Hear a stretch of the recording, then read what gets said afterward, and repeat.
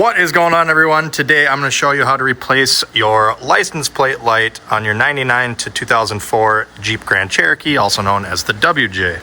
The only tools you should need for this job are going to be a Phillips head screwdriver or whatever style driver you need to remove the screw on the license plate light lens, and then I recommend a needle nose pliers. You'll see why soon.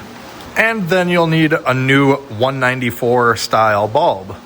So it's my passenger side one that's out. I'm gonna go ahead and open the hatch to make it a little easier. You'll have to kind of hold the hatch though, because the struts are gonna wanna lift it up, but you just need a Phillips screwdriver to take out the one mounting screw here. I'll show you how to do that now. All right, so my screw is a Phillips, but again, it's pretty rusty because it's a 99 and I live in Minnesota where we like to use a lot of road salt. So lefty-loosey, righty-tighty.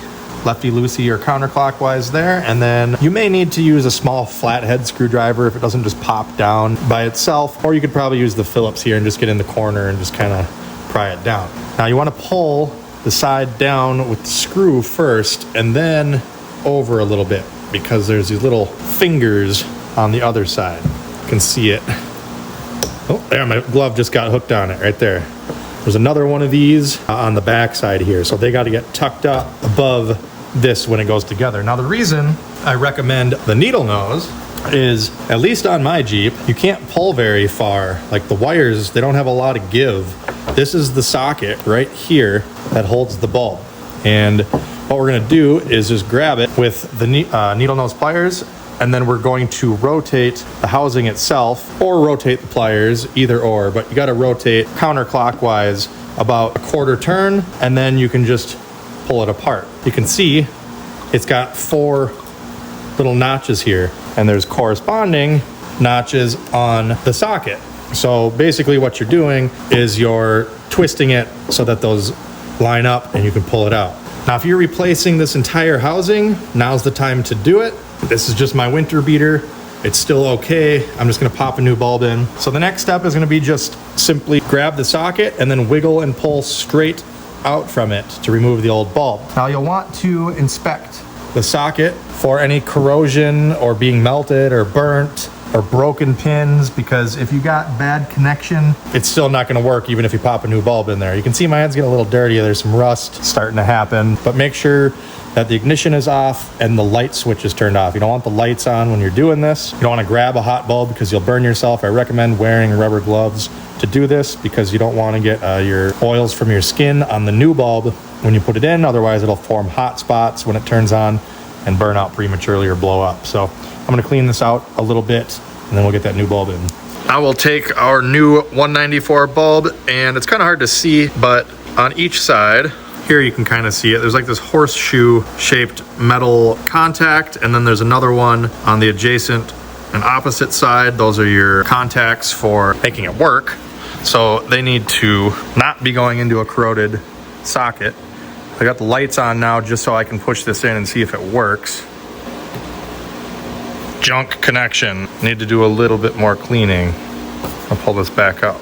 So I went in and out a few times with the bulb to try and clean up the connections just using the bulb itself. Now I'm going to use either a pick or a small flat blade screwdriver and just try and bend.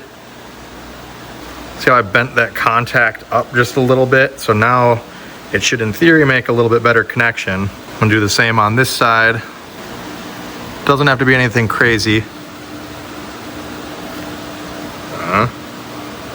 Just like that. Did you hear that? Try this again. There we go.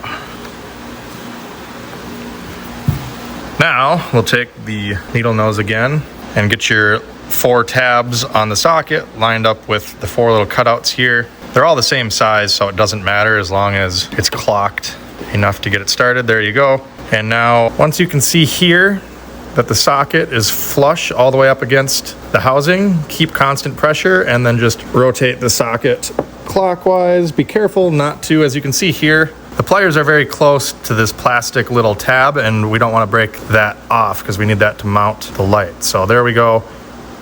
Again, it only turns about 90 degrees. You'll know you're fully seated because the width of the connector will go the same direction as the flat of this. So it kind of just goes front to back. And then all we will do, we'll get this finger and this finger, got to come at an angle kind of like this, push it until it is flush up against that little ledge there, and then you can push up and reinstall our Phillips screw.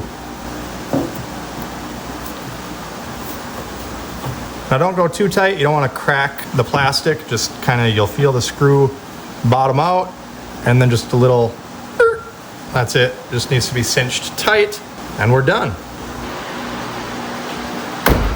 So there we go, both of them working, won't get pulled over anymore, at least not for that. I'll post bulbs down in the video description if you want to buy them online. If this video helped you out, make sure you hit that like button, comment down below with any questions, and check out my other videos here on YouTube. Check me out on all my socials, and as always, thanks for watching. Have a great day.